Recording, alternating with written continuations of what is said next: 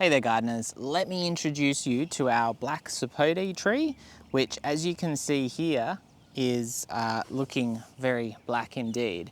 And it's not just because we planted it in a really hot bit of weather with a lot of rain on the forecast, which never appeared.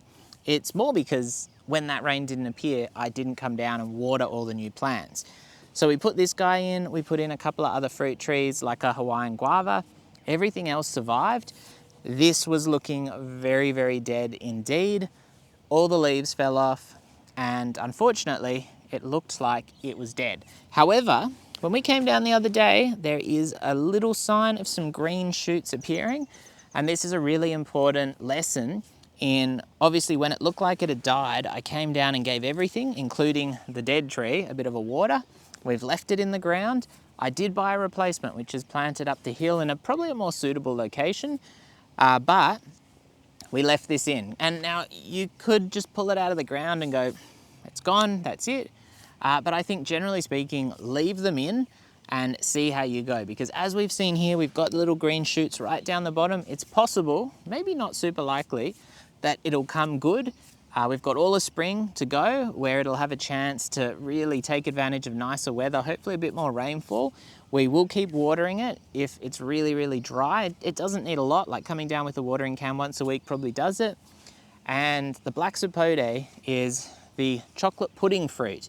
And basically they have these kind of round green fruit that they have like a real jelly-like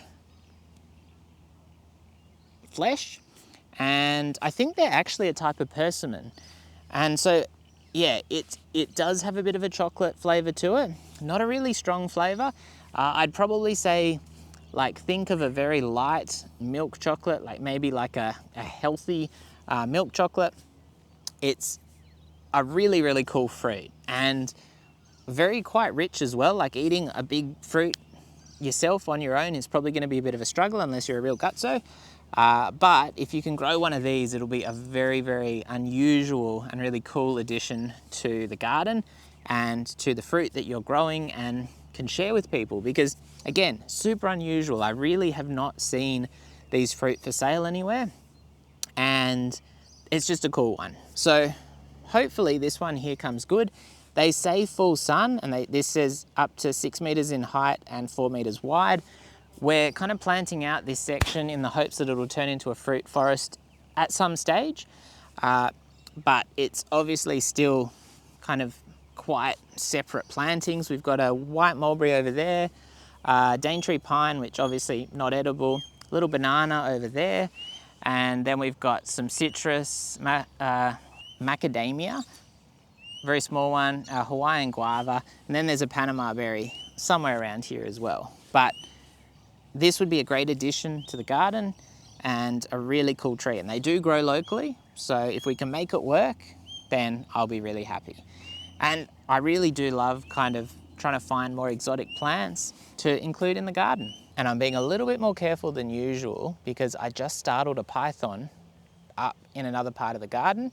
Not the biggest one I've ever seen, not anaconda size, but the birds are all on high alert because they've seen him around as well. And the last thing you want to do is accidentally step on one of your local pythons, because they are great for taking care of all the rodents for you.